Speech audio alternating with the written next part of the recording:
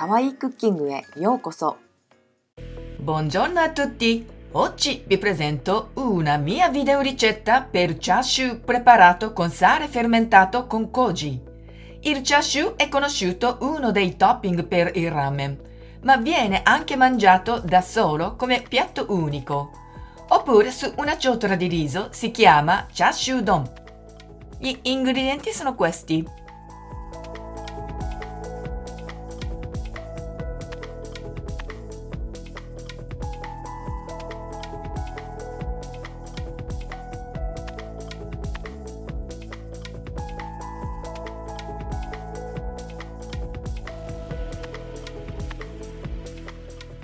Taglio il porro a striscioline.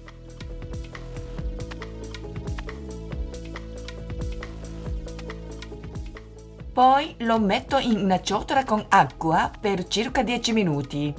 Vado a marinare la carne. Imbuco la carne con uno spiedino.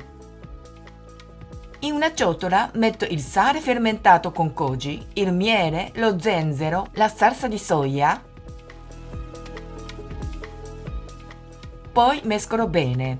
Aggiungo il maiale e amalgamo il tutto. Lascio riposare in frigorifero per mezza giornata o tutta la notte. Gli enzimi che si sviluppano durante la fermentazione del koji scompongono le proteine degli ingredienti in molecole più piccole, ammorbidendoli e facilitandone la digestione e l'assorbimento. Per la preparazione di sale fermentato con koji, guardate la mia videoricetta numero 97. Trascorso il tempo di riposo, tolgo la carne dal frigo e la cuocio. Scaldo una padella con un filo d'olio. Poi aggiungo la carne e la rosolo su tutti i lati a fuoco vivo fino a doratura.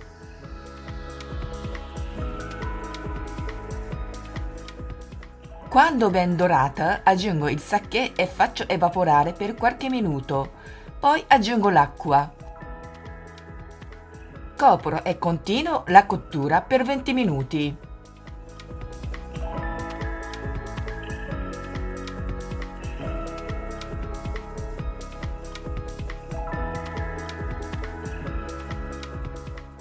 Spengo il fuoco, lascio intiepidire la carne. Rimetto la padella sul fuoco per far ridurre la salsa. Quando raggiunge una consistenza cremosa, spengo il fuoco. Affetto la carne a fette di circa 1 centimetro.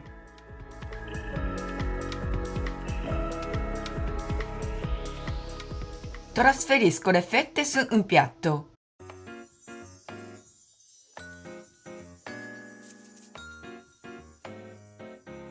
La irroro un po' di salsa, aggiungo qualche strisciolina di naganegi e guarnisco con un po' di senape. Provateci, buon appetito! Come sempre vi invito a iscrivervi al mio canale